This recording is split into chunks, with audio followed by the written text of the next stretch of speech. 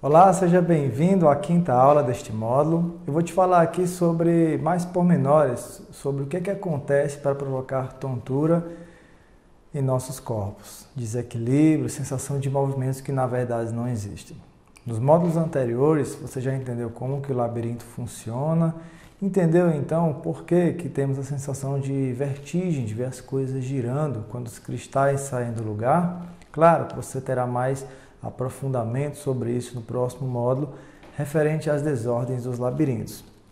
Te falei também sobre o papel dos olhos e que se eles não focarem de forma adequada as imagens, poderá fazer o cérebro ficar confuso. E te falei ainda sobre a coluna, que leva impulsos neurológicos, tanto de origem cerebral como de origem nos membros, e que qualquer coisa que afete o caminho desses impulsos, compressões nos nervos, desvios, hérnias, poderá então provocar desequilíbrio. Mas nessa aula eu tenho mais algumas novidades para te falar.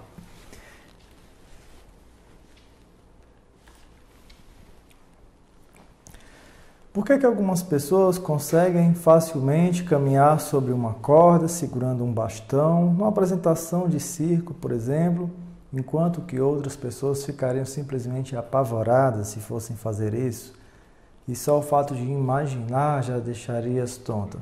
Na verdade, eu te falei que os órgãos precisam interagir entre si.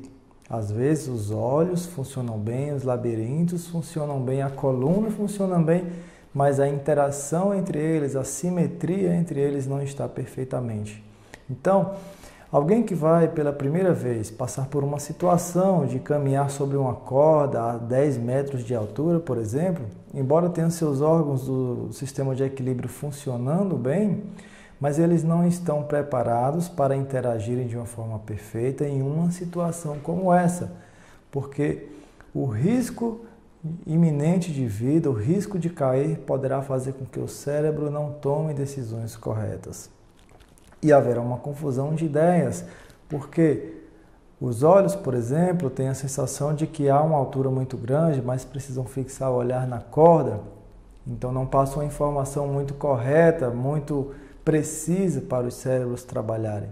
Os labirintos, por sua vez, ficam confusos porque não sabem se olhar para a direita ou à esquerda poderá provocar uma perca de equilíbrio, então preferem ficar ali meio que paralisados. O fato é que quanto mais treinarmos o corpo numa determinada situação, mais interação haverá entre os órgãos e maior a capacidade de manter o equilíbrio em situações novas e específicas. Por exemplo, andar sobre uma corda, para que alguém consiga isso, ele não nasce sabendo isso. São horas e horas de treino. Quanto mais treino, mais interação haverá entre os órgãos do equilíbrio e mais essa pessoa deixará o seu cérebro bem à vontade, confortável para tomar decisões que o farão ficar equilibrado. Esse é um dos princípios que norteiam a reabilitação vestibular. Quanto mais exercícios se fizerem, forem feitos, e quanto mais difíceis esses exercícios se tornarem inicialmente, mais evolução terá, mais conexões entre os olhos, os labirintos e a coluna haverá, mais o cérebro ficará confortável, uma vez que esses órgãos periféricos trabalham com informações que concorrem, que são iguais, similares e harmônicas. Numa outra situação, o que causa tontura nesses parques de diversões em que as pessoas são rodadas e giradas por cerca de alguns minutos e ao parar o parque a pessoa tem tontura? O que acontece é que durante os movimentos de rotação e de giro, os líquidos que tem dentro do labirinto, a endolinfa, que você já conheceu numa aula passada, permanecem em movimento quando a pessoa para. Então, quando o parque ele para repentinamente, os olhos mandam informação para o cérebro que o corpo está parado, mas os labirintos mandam informações que o corpo está em movimento, porque os líquidos dos labirintos continuam se movimentando. As células que tem no labirinto continuam recebendo informações de movimentos. E lembre-se, quando uma informação de um órgão não coincidir com a informação de outro, o cérebro vai ficar confuso. E essa confusão ela é sinalizada através de tontura. É isso que explica, mesmo pessoas normais, que têm os olhos em perfeito funcionamento, os labirintos em perfeito funcionamento, ficarem tontas diante de movimentos giratórios repetidos e que são parados de uma vez. Faça o teste aí na sua casa. E se você fizer esses movimentos no parque com os olhos fechados, a tontura será ainda maior, porque os olhos ficarão também confusos sobre o fato do corpo estar em movimento ou estar parado.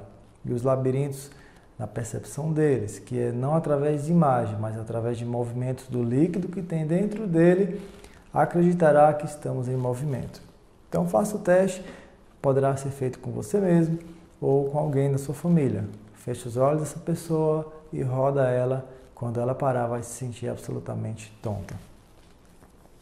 Bom, nessa outra imagem eu trago para você. Já te falei que os olhos, os labirintos e a coluna levam informações para o cérebro, que é o centro de comando de tudo. Porém, essas informações, antes de chegar no sistema nervoso, no cérebro, passa por filtros. E aqui essa imagem azul traz que filtros são esses. São, em primeiro lugar, os núcleos. Então, nós vemos aqui os núcleos que vêm dos labirintos, os núcleos que estão relacionados aos neurônios que vêm dos labirintos, os núcleos relacionados aos neurônios que vêm dos olhos, tá? Que tem diferentes núcleos para os olhos, né? A depender do nervo. Eu te falei do nervo óptico, que é um nervo que leva as imagens dos olhos para o sistema nervoso central. Mas existem também nervos relacionados aos olhos e núcleos que estão relacionados a movimentos e não a imagem dos olhos. Por isso que tem cerca de 4 a 6 núcleos só para os olhos. E para os labirintos, cerca de 2 a 3 núcleos. Porque os núcleos dos olhos precisam filtrar não só informações sobre a imagem, mas também informações sobre os movimentos dos globos oculares. E como você percebe aqui na imagem, os núcleos dos labirintos, conhecidos como núcleos vestibulares, eles estão muito próximos dos núcleos dos olhos.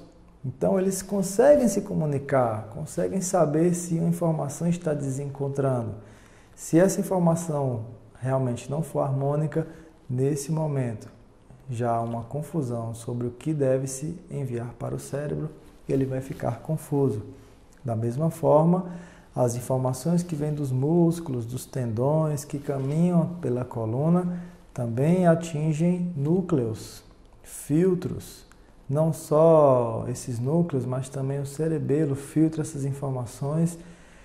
E se houver a falta de alguma das informações, como pela compressão de um nervo, pelo um traumatismo, um desvio na coluna, essas informações também entrarão em conflito e provocará confusão ao cérebro, que é sentido e percebido por nós como tontura. Então, resumindo, o que provoca tontura, ou um dos órgãos não está funcionando bem, ou as informações entre os órgãos não estão harmônicas, mesmo que eles funcionem bem, ou esses órgãos eles podem estar temporariamente falhando, porque o sangue que está atingindo eles não é um sangue de qualidade. Um sangue sem oxigênio, um sangue com muito colesterol, com muito açúcar, com déficit de vitaminas, isso também provoca tonturas, deficiência nesses órgãos temporários, tá? É por isso que nós avaliamos não só os órgãos em separado, mas também o sangue do paciente. Como estão todas as taxas.